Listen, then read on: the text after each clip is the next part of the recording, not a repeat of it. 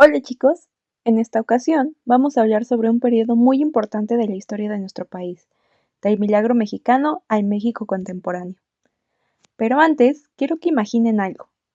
Imaginen que viven en un país donde cada año se construyen nuevas carreteras, escuelas, hospitales y fábricas. Sus papás consiguen trabajo con mayor facilidad y muchas familias comienzan a comprar electrodomésticos, como refrigeradores, televisores o lavadoras, que antes eran consideradas un lujo. Todo parece indicar que el país está creciendo y que el futuro será cada vez mejor. Pues eso fue precisamente lo que ocurrió en México durante una etapa conocida como el Milagro Mexicano. Pero aquí surge una pregunta muy importante. Si todo iba tan bien, ¿por qué después llegaron las crisis económicas, las protestas y muchos problemas que todavía enfrentamos en la actualidad? Para responder esa pregunta, teníamos que viajar unas cuantas décadas al pasado. Después de la Revolución Mexicana, el país necesitaba reconstruirse. Había que recuperar la economía, mejorar la infraestructura y dar estabilidad política. Con el paso de los años, especialmente entre las décadas de 1940 y 1970, México vivió un periodo de crecimiento económico muy importante.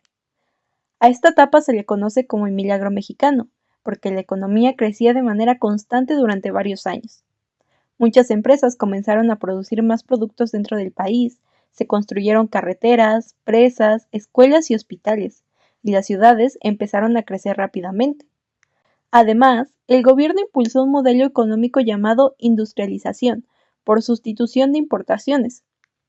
Aunque el nombre parece complicado, la idea es bastante sencilla.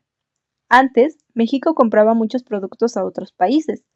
Con este modelo se buscó que estos productos se fabricaran aquí mismo, en México. Por ejemplo, en lugar de importar ciertos electrodomésticos, ropa o algunos vehículos, se intentó producir dentro del país para generar empleos y fortalecer la economía nacional. Gracias a eso, surgieron nuevas fábricas y aumentó la producción industrial. Muchas personas dejaron de vivir en comunidades rurales y se mudaron a las ciudades en busca de mejores oportunidades de trabajo. Por eso ciudades como la Ciudad de México, Guadalajara y Monterrey crecieron de manera muy rápida. Durante esos años también mejoraron algunos servicios públicos. Al observar todo esto, parecía que México finalmente había encontrado la fórmula para convertirse en un país cada vez más próspero. Sin embargo, no todo era tan perfecto como parecía. Aunque la economía crecía, no todas las personas recibían los mismos beneficios. Mientras algunas familias mejoraban su calidad de vida, otras seguían viviendo en condiciones de pobreza. Además, muchas personas comenzaron a pensar que el gobierno tenía demasiado poder y que no siempre escuchaba las opiniones de la población. Y cuando una parte de la sociedad siente que no está siendo escuchada, empieza a surgir las inconformidades. Hasta este momento parecía que el milagro mexicano estaba funcionando muy bien. La economía crecía, había nuevas industrias y las ciudades seguían desarrollándose. Pero conforme pasaban los años, también comenzaron a hacerse visibles algunos problemas. Muchas personas sentían que el crecimiento económico no beneficiaba a todos por igual. Además, algunos sectores de la población empezaron a pedir más libertad para expresar sus opiniones y participar en las decisiones del país.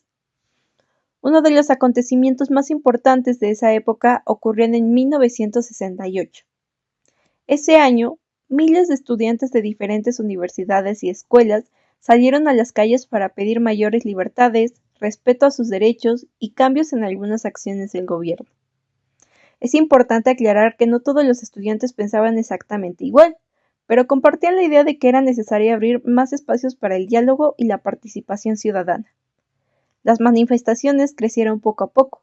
Sin embargo, el gobierno respondió enviando al ejército y a las fuerzas de seguridad para controlar las protestas. El 2 de octubre de 1968, en la Plaza de las Tres Culturas en Tlatelolco, ocurrió un hecho muy triste en la historia de México. Durante una manifestación estudiantil, hubo un enfrentamiento en el que perdieron la vida varias personas y muchas más resultaron heridas o fueron detenidas.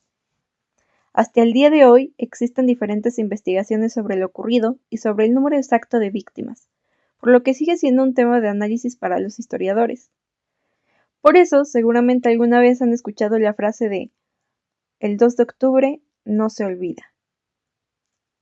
Más que una fecha, representa el recuerdo de un acontecimiento que marcó profundamente a la sociedad mexicana y que nos invita a reflexionar sobre la importancia del respeto a los derechos humanos, la libertad de expresión y el diálogo. Pero los retos para México no terminaron ahí. Durante la década de 1970, el gobierno continuó realizando grandes inversiones y pidió préstamos para financiar diversos proyectos. Al principio parecía una buena idea, pero con el paso del tiempo la deuda del país aumentó. Y cuando un país gasta más dinero del que puede pagar, comienzan a aparecer problemas económicos. En la década de 1980, México enfrentó una fuerte crisis. Muchas personas perdieron parte del valor de sus ahorros porque los precios aumentaban constantemente. A este fenómeno se le conoce como inflación. Imaginen que hoy un kilo de tortillas cuesta cierta cantidad y, pocas semanas después, cuesta muchísimo más, mientras su salario sigue siendo el mismo. Eso fue exactamente lo que vivieron muchas familias mexicanas durante estos años. Como consecuencia, aumentó el desempleo y muchas personas tuvieron dificultades para cubrir sus necesidades básicas. Fue un periodo complicado que obligó al gobierno a replantear la forma en que se manejaba la economía. Después de la crisis económica de los años 80, México enfrentó otro acontecimiento que marcó profundamente a la sociedad. El 19 de septiembre de 1985, un fuerte terremoto sacudió principalmente a la Ciudad de México. Miles de edificios resultaron dañados o se derrumbaron, y muchas personas perdieron la vida. Pero, en medio de esa tragedia, ocurrió algo que mostró la solidaridad de los mexicanos. Antes de que llegara mucha ayuda oficial, fueron los propios ciudadanos quienes comenzaron a rescatar personas, organizar centros de apoyo y repartir alimentos. Este acontecimiento demostró que, cuando una sociedad trabaja unida, puede enfrentar momentos muy difíciles. Después de la crisis, el gobierno decidió cambiar la forma en que se manejaba la economía. En lugar de que el Estado participara en muchas actividades económicas, comenzó un proceso de apertura económica, es decir, México comenzó a comerciar más con otros países. Uno de los cambios más importantes ocurrió en 1994, cuando entró en vigor el Tratado de Libre Comercio de América del Norte, conocido como TLCAN. Este acuerdo permitió un mayor intercambio comercial entre México, Estados Unidos y Canadá. Gracias a ello, muchas empresas crecieron y aumentaron las exportaciones mexicanas. Sin embargo, también surgieron nuevos desafíos. Algunas empresas nacionales tuvieron dificultades para competir con compañías extranjeras, y muchas personas debatieron si todos los beneficios del tratado llegaban igual o a toda la población. Ese mismo año, 1994, también ocurrieron otros acontecimientos importantes, como el levantamiento del Ejército Zapatista de Liberación Nacional, o EZLN, en el estado de Chiapas. Este movimiento buscó llamar la atención sobre las condiciones de vida de muchos pueblos indígenas, así como la desigualdad y la falta de oportunidades que aún existían en algunas regiones del país. Todos estos acontecimientos hicieron que muchos mexicanos reflexionaran sobre el rumbo que estaba tomando el país. Pocos años después ocurrió otro hecho histórico. En el año del 2000, por primera vez en más de 70 años, un partido político diferente ganó la presidencia de la República. Este cambio mostró que la democracia mexicana seguía transformándose y que la ciudadanía podía decidir, mediante el voto, quién gobernaría el país. Y así llegamos al México contemporáneo, es decir, al México en el que vivimos actualmente. Hoy, nuestro país cuenta con avances científicos y tecnológicos que hace algunas décadas parecían imposibles.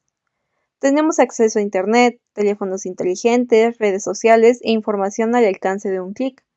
Sin embargo, también enfrentamos importantes desafíos.